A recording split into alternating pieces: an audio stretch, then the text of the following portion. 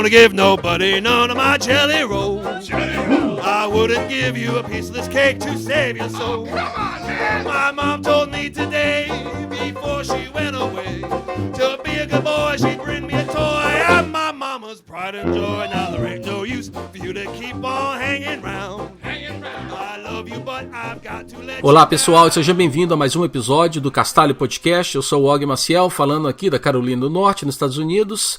E também temos o Eliezer Rezende.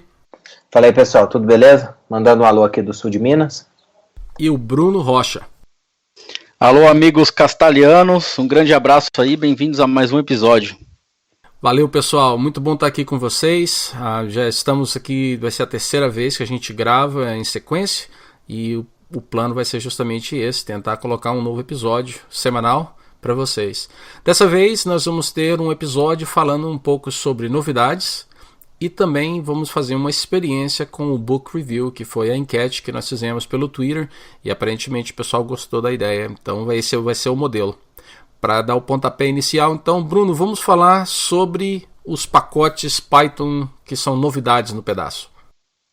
Legal, bom, eu e o Eliezer, né, a gente deu uma conversada aqui e separamos alguns destaques aí da semana, né, das notícias, dos principais sites aí e feeds RSS que a gente acompanha, né, então, para começar, eu gostaria de falar a respeito do Piston. Eu não sei se vocês, ouvintes, já ouviram falar do Piston, que é um interpretador Python que está sendo desenvolvido pelo Dropbox, e a grande diferença é que ele tem um Just-in-Time Compiler, né, um JIT, e o JIT faz com que ele seja 7 vezes mais rápido do que o Python escrito em C, do que o CPython tradicional.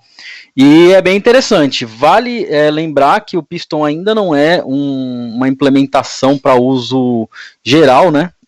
Ele é um interpretador para quem está realmente precisando de um desempenho específico voltado para o trabalho com números, né? Porque o Piston ele é mais voltado ali para o NumPy, SciPy, Scikit-learn. Então a galera que está rodando esses algoritmos aí precisa de velocidade.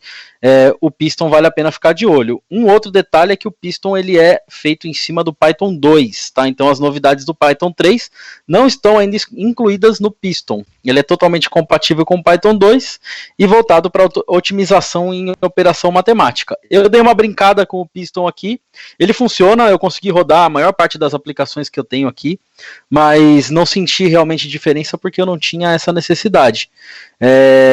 Outro detalhe interessante é que é o próprio Guido van Rossum, criador do Python, que está envolvido no time de desenvolvimento, né? Ele é funcionário do Dropbox e ele está envolvido aí no time do Piston. Então fica aquela pulga atrás da orelha aí, né? A gente não sabe se um dia as coisas que estão sendo feitas no Piston vão vir de volta para o Python, mas vale a pena ficar de olho aí.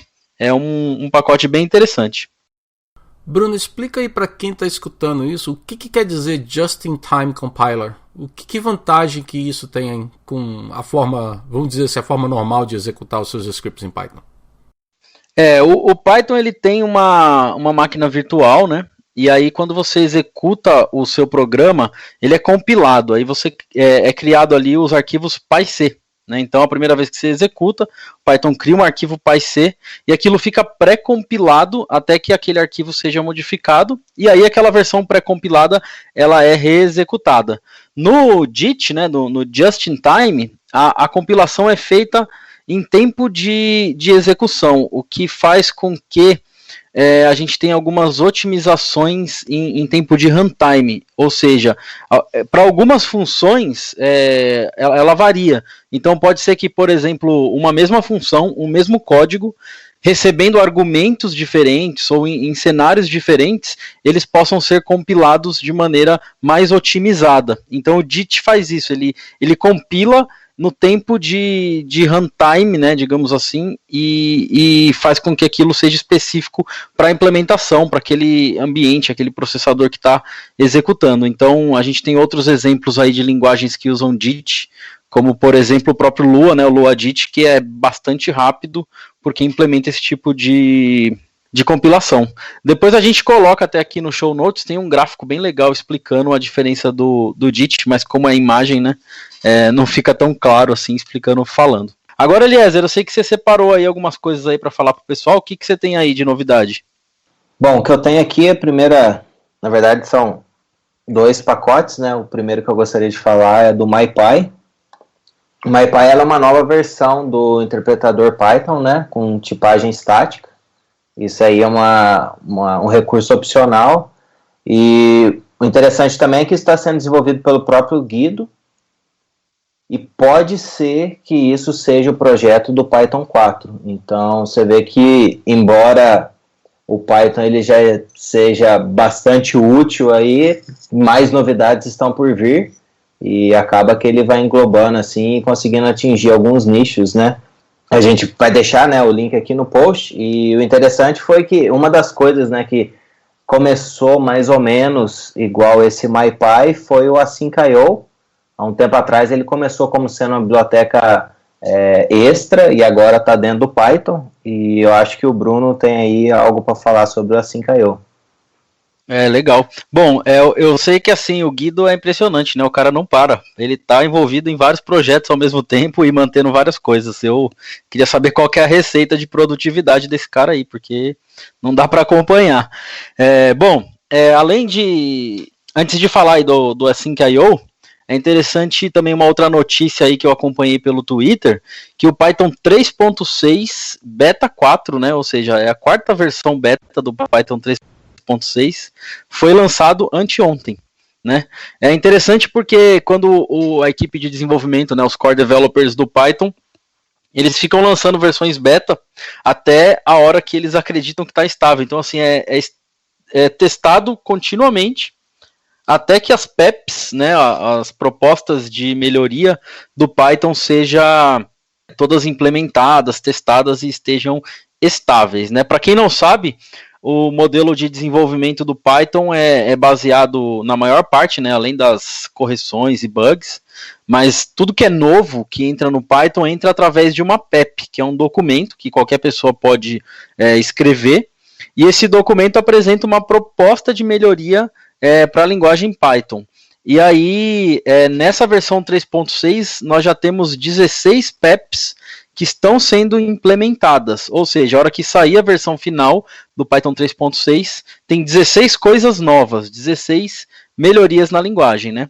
É óbvio que o Async.io é talvez aí a maior novidade, né? É o que a gente está esperando ver funcionar assim de verdade, e talvez é o que vai fazer a gente mudar para o Python 3 de uma vez por todas, mas eu separei aqui dessa listinha de 16, porque não dá para falar de todos, né? Mas a gente vai colocar no show note o link para todos eles. Tem algumas coisas que eu achei muito interessante, né? Então, a primeira coisa que eu achei interessante em uma dessas PEPs é que agora os dicionários dentro de uma função, né? Quando você recebe os argumentos, eles vão ser ordenados, né? E eu sei que é uma dor de cabeça que muita gente tem no Python, manter a ordem, né, dos argumentos ali quando a gente recebe os argumentos de maneira dinâmica. Então, os caras fizeram uma nova implementação baseada no OrderDict para fazer com que os argumentos mantenham a ordem. Uma outra coisa bem legal que eu já via bastante em outras linguagens, como Ruby, são o que agora são chamados de F-string. Eu confesso que eu não gostei muito desse nome F-string, porque não quer dizer muita coisa não, né? Mas a ideia é que seja strings, formatação literal de strings. Significa que ao invés da gente usar o ponto format ou usar o porcentagem ali para interpolar uma variável para dentro de uma string, a gente vai poder escrever isso de maneira literal. Ou seja, no nosso código já existe uma variável lá chamada nome, a gente simplesmente escreve a string e coloca uma marcação especial como se fosse um template ali usando a palavra nome. Na hora que a gente executar aquele código, a string já vai ser interpretada com aquela variável interpolada. Então isso é uma coisa bem legal que faz com que Python seja uma linguagem mais expressiva e mais fácil de entender e de escrever. Então acho que é uma grande melhoria aí do Python 3.6. E obviamente, se você não gosta dessa abordagem ou tem alguma restrição, você vai poder continuar usando as formas antigas de trabalho com string. Outra coisa que eu achei interessante é que agora nas classes em Python, né, a gente sabe que uma classe em Python ela tem dois métodos que a gente pode chamar de inicializador, né? Um é o construtor, que é o método under new, e outro é o inicializador, que é o under init, né, que ocorrem, são executados em tempos diferentes. E agora a gente tem um terceiro método, que é um dunder method, né, esses métodos especiais, que é o init subclass. Então você escreve lá dunder, né, 2 underlines, init underline subclass, e escreve um código que vai ser executado apenas quando uma classe filha, né, uma subclasse, for iniciada. E isso ajuda bastante, porque às vezes a gente acaba caindo em problema de recursão infinita no Python. Não sei se... Acredito que todo mundo que, inclusive quem está aprendendo Python, chega uma hora que vê aquele erro, né, que você chegou no máximo de recursão. Então esse método vai ajudar a resolver também esse tipo de problema. Outra coisa legal, que eu já tive que implementar na mão, e agora o Python vai trazer embutido, é o versionamento de dicionário. Então imagina que você tem no seu código um dicionário lá de dados, um JSON, e esse dicionário vai mudando, vai sendo alterado de acordo com a execução do código. Ele vai agora guardar um metadado com a versão.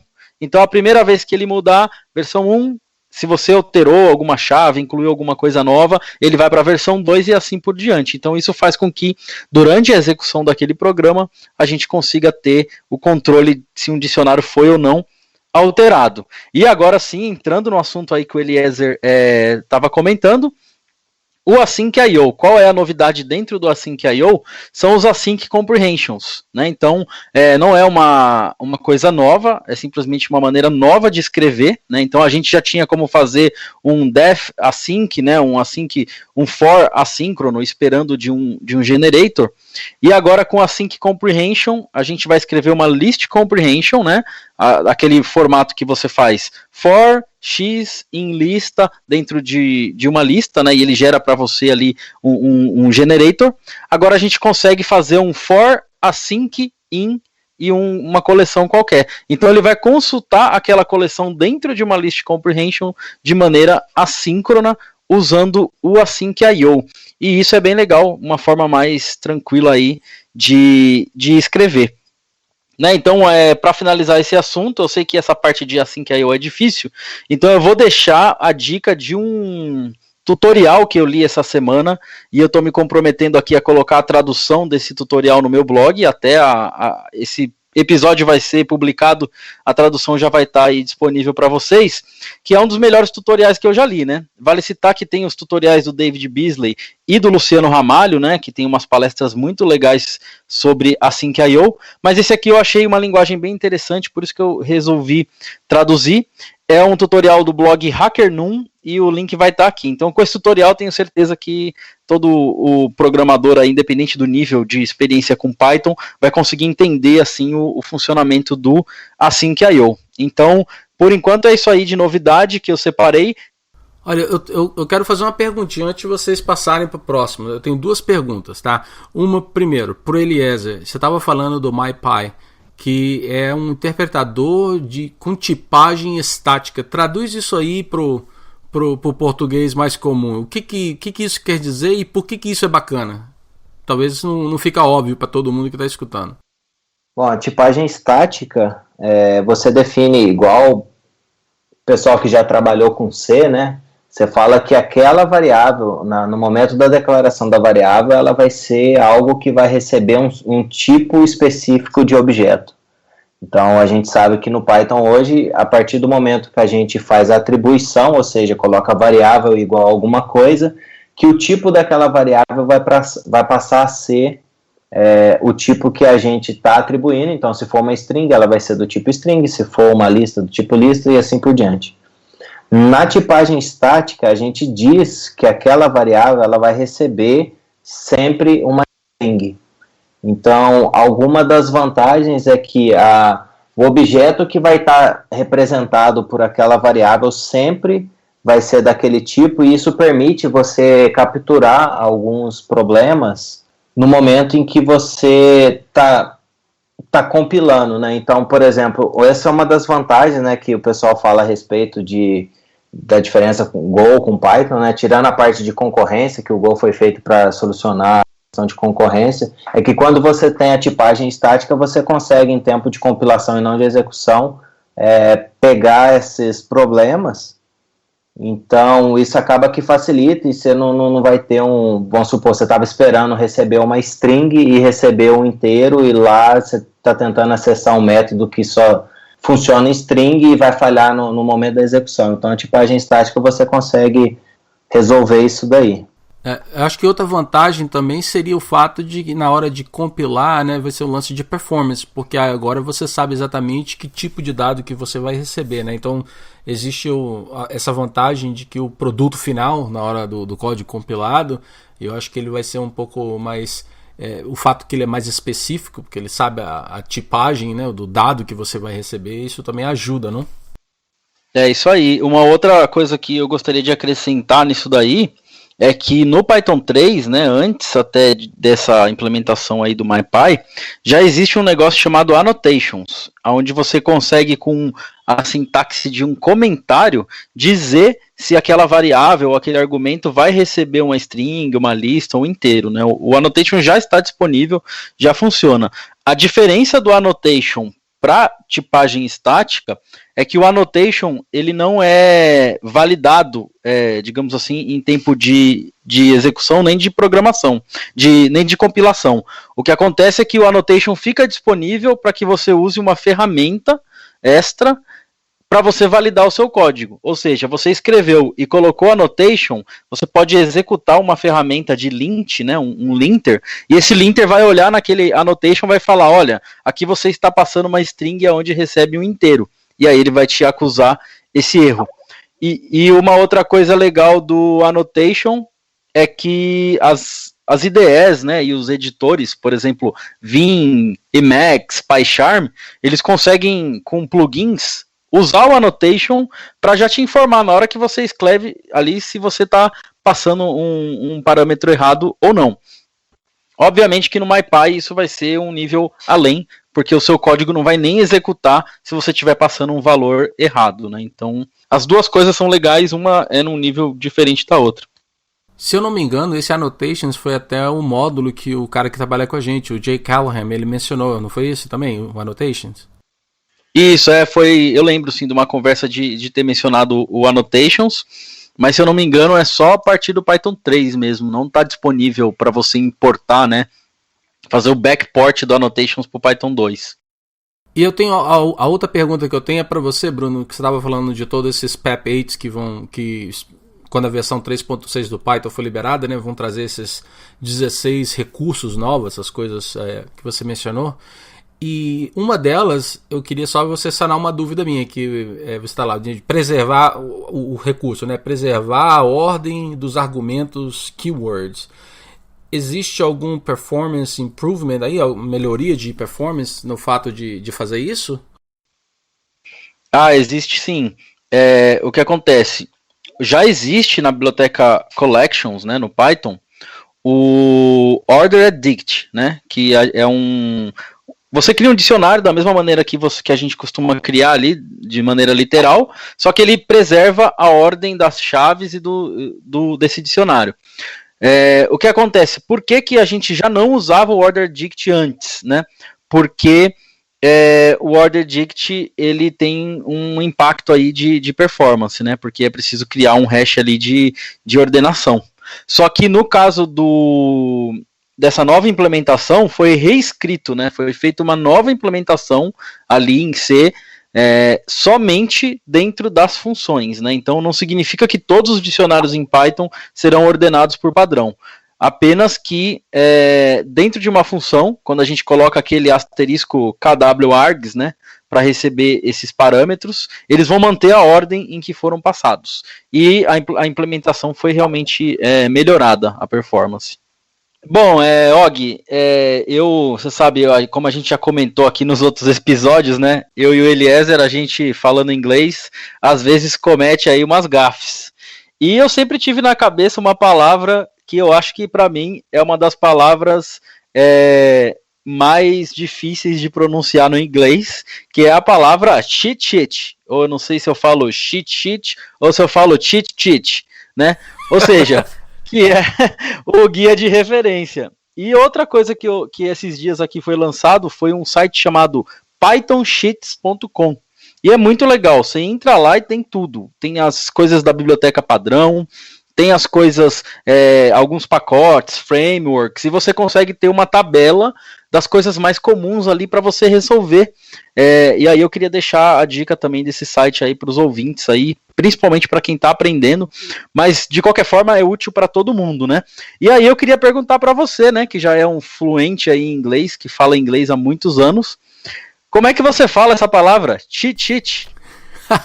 Seria cheat sheet. É muito difícil, né? Muito peculiar essa diferença aí. Você não sabe se o cara tá falando cheat, sheet ou shit. Mas mesmo para quem fala fluente, falar isso rápido aí umas 10 vezes, não tem como não escorregar, né, cara? E falar merda, né? Literalmente. Literalmente. Trocadilho incluído, hein? Incluído. Muito bom. Por isso que eu prefiro usar a guia de referência. Então é um site de guia de referência, pythonsheets.com. Então, pessoal, isso aí foi o que a gente tinha aqui para compartilhar com vocês, né, de novidades que a gente separou. Como sempre, tudo vai estar lá no blog post.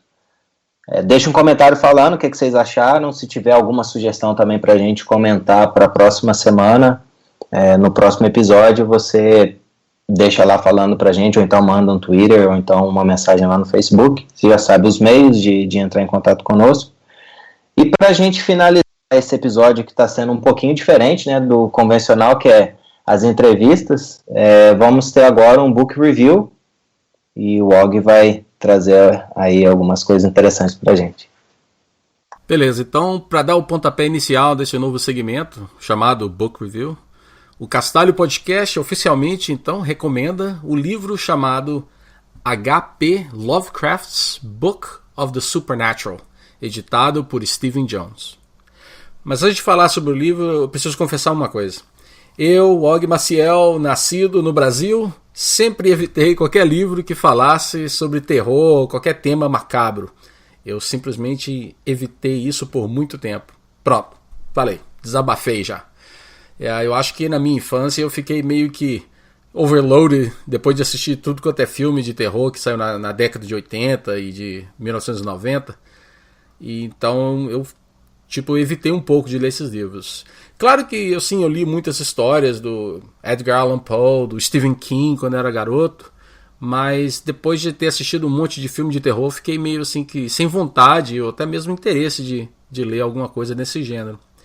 Mas eu posso falar para vocês que tudo isso mudou esse ano, porque aqui no trabalho nós três temos um amigo chamado David Davis, e o cara é simplesmente fissurado por leitura, e ele também se especializa, assim, vamos dizer, nesse gênero que chama-se Weird Fiction. Eu não achei uma tradução legal para o português, não, então eu vou tentar arriscar aqui, seria ficção estranha ou bizarra, talvez seria uma boa tradução. E de vez em quando eu e o David nós nos encontramos, a gente bate papo, toma um café e a gente sempre, inevitavelmente, acabamos conversando sobre livro, né? E com o passar do tempo, o entusiasmo dele passou para mim, me contagiou, e eu comecei a procurar então um pouco mais de livros de algum desses escritores que anteriormente eu não teria considerado, procurar nenhum deles.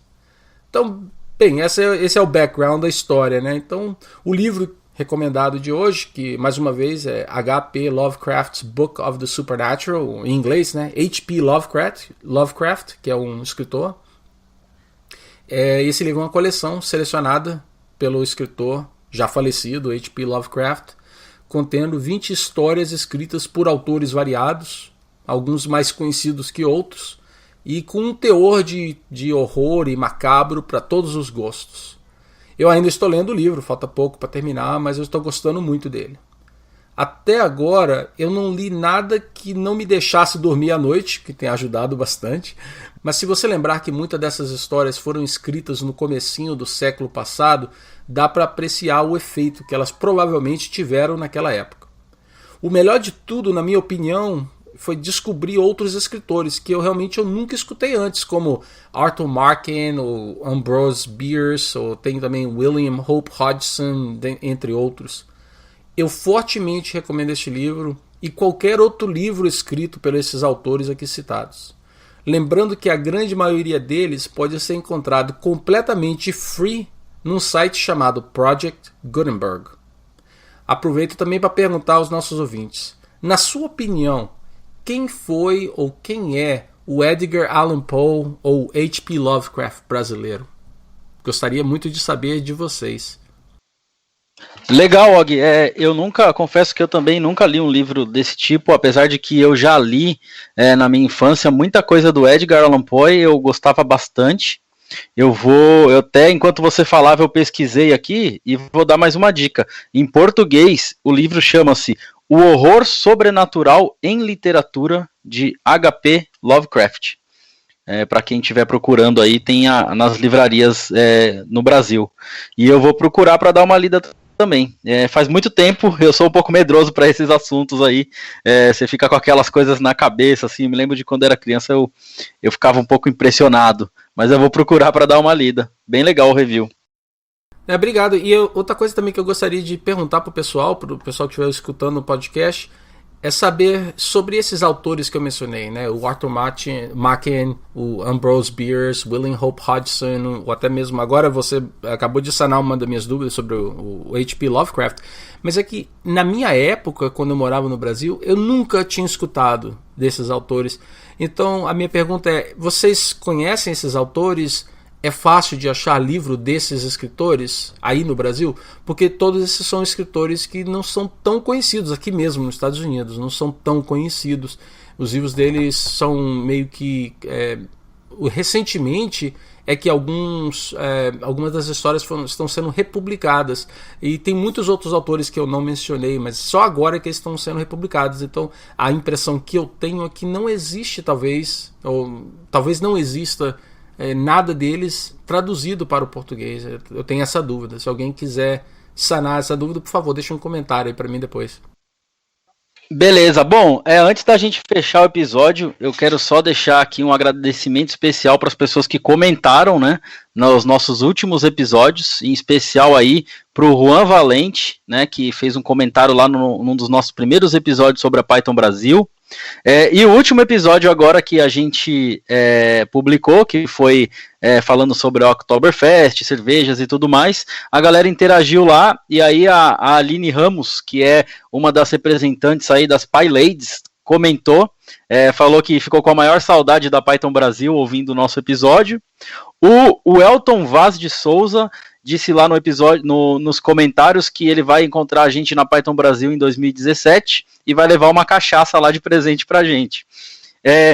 E tem uma pessoa também que é o Hel Barba, que eu percebi que ele acompanha aí muitos podcasts, inclusive o Castalho há bastante tempo, e ele comentou lá também falando que já foi em alguns eventos de software livre na cidade dele, lá em Natal, no Rio Grande do Norte, e que a gente esqueceu de mencionar que em 2018, né, já está definido que a Python Brasil vai ser lá em Natal, né, depois da de BH. Então é isso aí. E além teve mais um comentário, que foi do Ellison Rezende, irmão do Eliezer, que eu tive o prazer de conhecer pessoalmente em um dos eventos aqui do Grupal de São Paulo. O Ellison também comentou lá. Então, um agradecimento especial para todo mundo que comentou e interagiu com o Castalho via comentários. É isso aí. Abraço para todo mundo. Eu reforço aqui o abraço, né, que o Bruno mandou pro pessoal que comentou. A gente sempre gosta, né, de ouvir. O Og deixou aí algumas perguntas para vocês e eu não vou nem tentar respondê-las porque o pessoal já está cansado de saber que eu não sou muito de ficar lendo e, bom, não sei se isso vai mudar tão cedo. Mas, de qualquer forma, espero que vocês tenham gostado aí do episódio. No próximo episódio desse mesmo modelo a gente traz mais novidades e, quem sabe, com alguma participação ou de alguma pessoa que deixou um comentário para a gente. Valeu. Eu vou reforçar, então, o agradecimento de todo mundo que passou lá e deixou um comentário. Realmente é muito bom ver vocês colaborando com a gente e dando um feedback, que isso é muito importante para todos nós, para nós três aqui. É bom saber que vocês estão apreciando e vocês estão gostando, e qualquer dica que vocês também tiverem, por favor, fica à vontade, deixa lá um comentário pra gente, tanto pelo Twitter, pelo Facebook ou até mesmo no show notes. Então, para finalizar, eu quero desejar a todos vocês um feliz Thanksgiving aqui dos Estados Unidos. Eu sei que eu não celebro no Brasil, mas eu vou estar celebrando, pensando em vocês. E até o próximo episódio. Um abraço. Abraço. Falou!